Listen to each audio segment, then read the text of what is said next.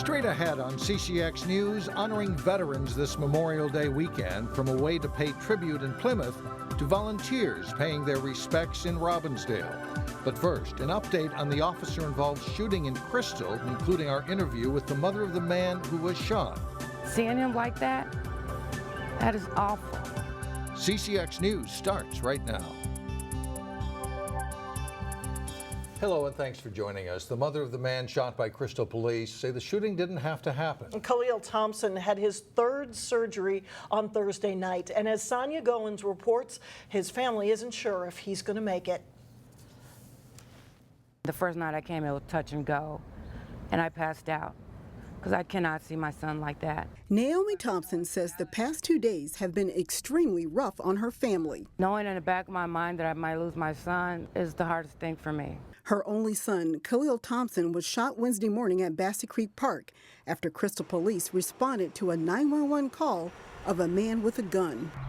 Police say Khalil refused to drop the weapon, which BCA agents determined was an airsoft BB gun with a black-tipped barrel. 20 rounds. That is not being afraid of their life. That is not being afraid of their concerns, especially if he's going to put it down. The BCA report says police fired non-lethal rounds at first, and when Khalil continued to point the weapon at them, they discharged their weapons. He tried 3 times, made 3 attempts to do it, and every time he got up because he was afraid that he was going to be shot down. Khalil was shot in the head and stomach. And it was his friend's Nerf gun, whose gun he took. Naomi says some of Khalil's friends and a woman witnessed the shooting. I met this woman, she didn't know him and she didn't know anything. She just saw that he was terrified. She saw that he went to put it down. Naomi says Khalil suffers from mental illness. He was recently diagnosed with schizophrenia. 12 hours before he was shot, Naomi says Khalil was being suicidal, and his friends called Crystal police for help. And when they came out to see my son, they came for a couple of minutes and they left. No intervention or anything. So while BCA investigators work the case, Naomi and her family are focusing on the future, hoping things turn around for Khalil. He had goals, he has dreams, things he wanted to do. And there's a possibility that they still have taken that from him. Naomi says Khalil should have been taken to the hospital the first time officers were called.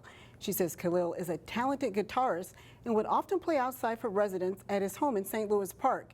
He was accepted into 2 colleges and wants to go into theater. Mike and Alex. Well, meantime, one of the officers involved in the shooting was named Traffic Officer of the Year for 2015. Mason Barland was recognized by Hennepin County for his innovative efforts with traffic safety programs and for his overall dedication to traffic enforcement.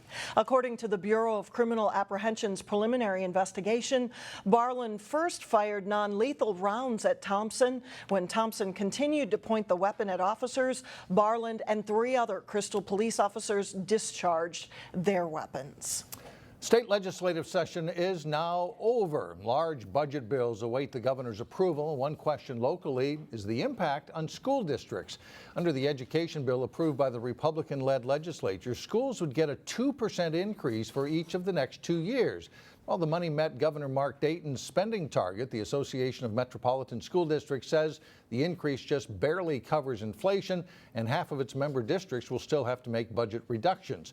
The Robbinsdale and Osseo districts each face $6 million deficits for the next school year. Well, this Memorial Day weekend serves as a time to remember those who served our country. As Delane Cleveland reports, a memorial wall was built in Plymouth to honor those veterans every day. Tranquility is often found in parks or remote locations, but located just feet from Plymouth City Hall. It's very peaceful and you can just kind of sit back and relax and go with your thoughts. Is a quiet place surrounded by nature where 223 names are etched in stone to honor those who have served our country. Army veteran Peter Dimich is one of those names. He had a very strong personality and very caring and good sense of humor. Peter's wife Donna is a Plymouth resident. He spent 13 months in Vietnam. While he was there, he earned the Purple Heart and several other awards. Peter died in 1985 of heart disease. His final resting place is in northern Minnesota, but having his name etched on the Plymouth Veterans Memorial was important for Donna and her family. Considering the fact that it was right here in Plymouth where I live, one of my sons lives, and my other two children are in the Twin Cities area, we have someplace we can go and sit and have a chat with him if we want to, and just honor his memory. Now the city is looking for more families to fill the spaces on the empty panels. As you can see, we've only reached 2.5 panels.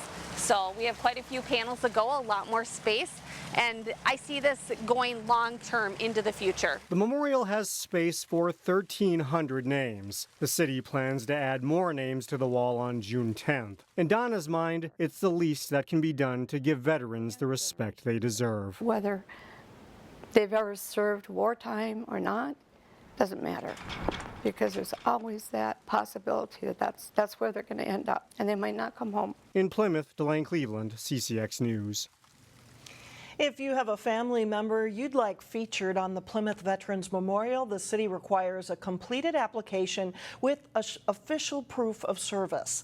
The veteran also must hold an honorable discharge. The fee is $175, which covers the cost of engraving. In Robbinsdale, there's an effort to make sure World War I veterans receive their proper due. Photojournalist Dustin Scholl shows us the remarkable efforts of some humble volunteers. I think it's a serene statement to those who've served. It's probably one of the most beautiful parkways in the Twin Cities metro area. Gloves help. I think I always appreciated the magnificence of the parkway. Hand trowel, a sucketeers. I think I got more of an appreciation for people who lost their lives and represented their country in a war by seeing the markers and reading the monument that's at the end of the drive. Well, this project all came about because of a Facebook post by Frank Heckendorf, who's a resident along the parkway. Hand trowel, a sucketeers. And he has been taking care of a couple of the memorial markers in front of his house. And he put out a post saying, 1 down, 567 more to go.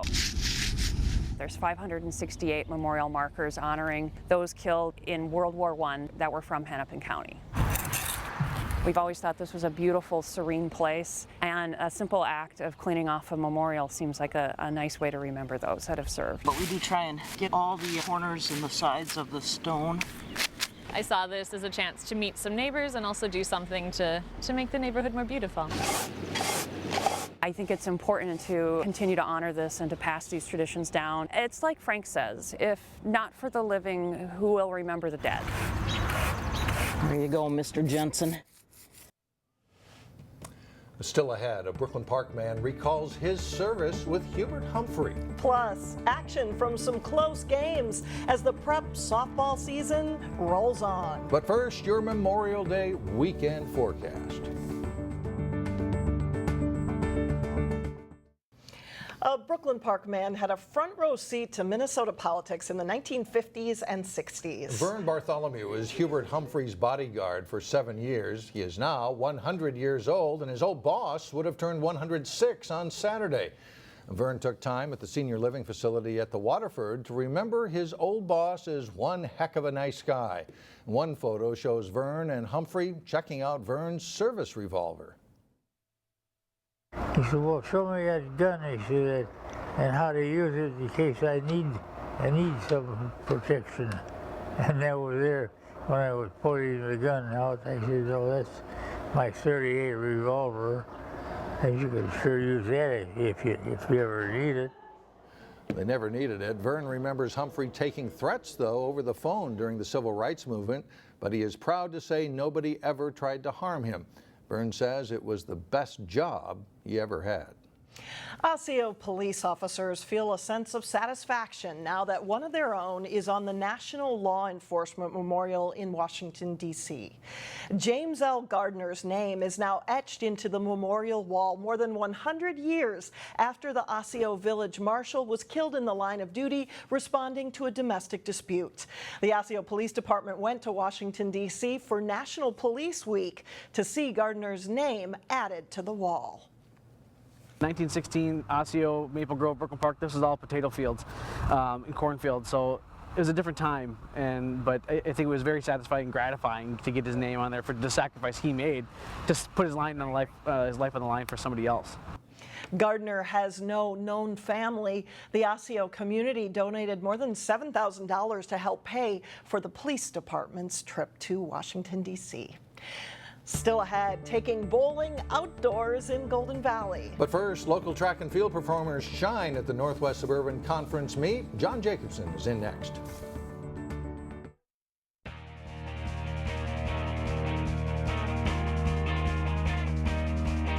I'm John Jacobson with sports. With 14 teams involved, winning races and field events at the Northwest Suburban Conference track and field meet isn't easy.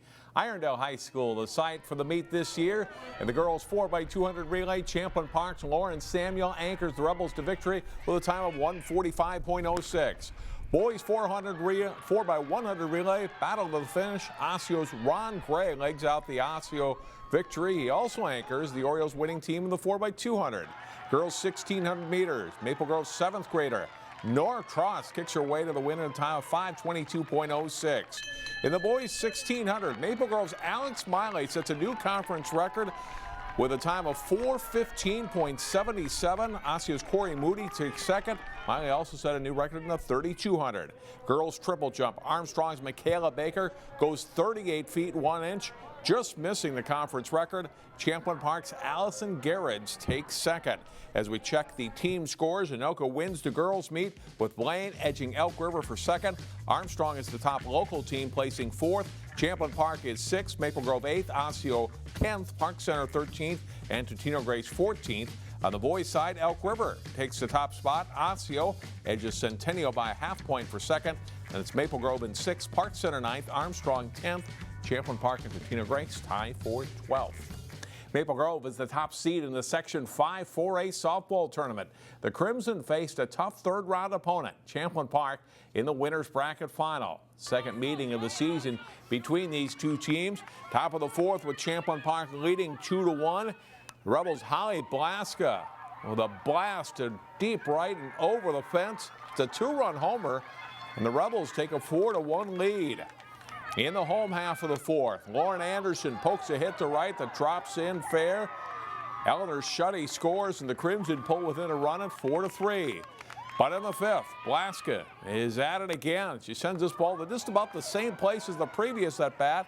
A solo home run this time for the sophomore, and Champlin Park leads 5-3.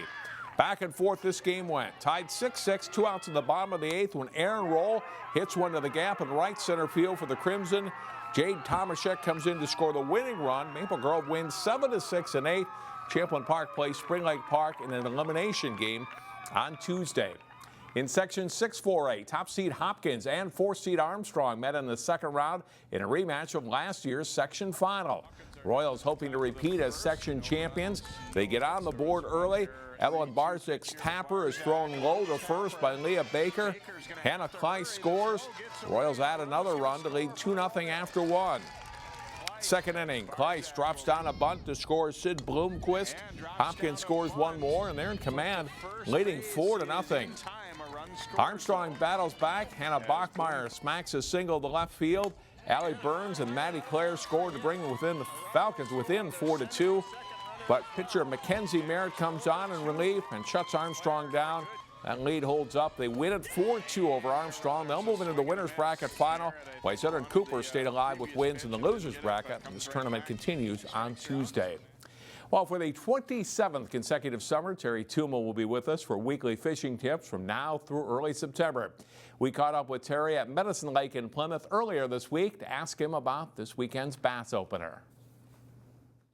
Welcome to another series of open water fishing tips right here on this station. What I'm going to do this year a little bit differently is I'm going to try to answer a lot of questions that have been asked recently at seminars and street talk, if you will. And we all know that the official bass opener is this coming weekend. And let's talk a little bit about the bass environment. First of all, bass are strictly sight feeders. So that then means to us, color is a big factor, water clarity safety a major factor.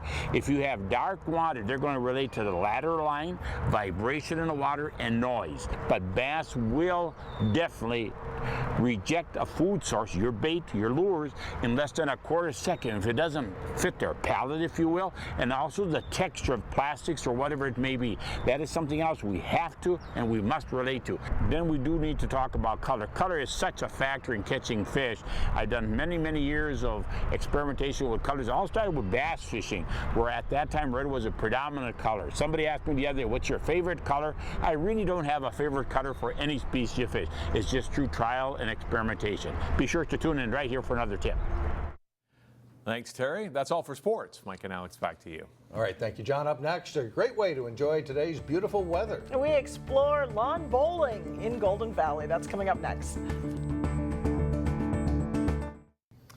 Finally, taking the bowling alley outside. Neil Persley takes us to an outdoor activity that's on the roll through the metro.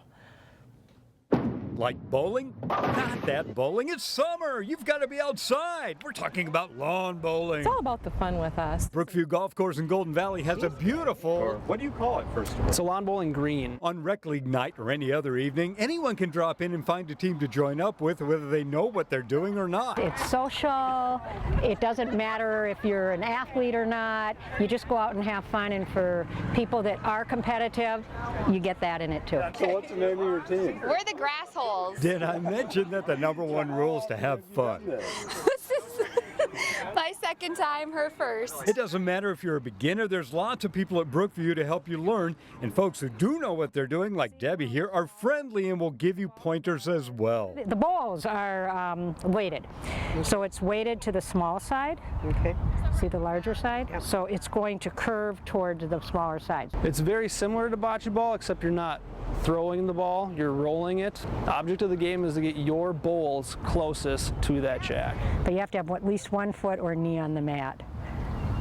Oh, that was good. Really good. The Summer Rec League is on Tuesdays at 5:30, followed by the more competitive leagues starting at 6. But you don't have to be in a league to come out and lawn bowl. It just works exactly like a tee time. You can either drop in if the rink's open. We certainly get you out here so you can play. Otherwise, you can call ahead as well and make a reservation for your group. Brookview supplies everything you'll need. Just one warning to the women. Flat-soled shoes, no high heels, no wedges. It starts to dig into the turf. So flat-soled shoes, sandals, flip-flops, or bare feet as well. Sounds like a fun outing with some friends. In Golden Valley, Neil Persley, CCX News. Perfect activity this time of year. Looks like a lot of fun. That looks great. Even a little body English gets you going. Yeah, whatever works. That does it for us. Have a safe Memorial Weekend, everyone. We'll see you next week.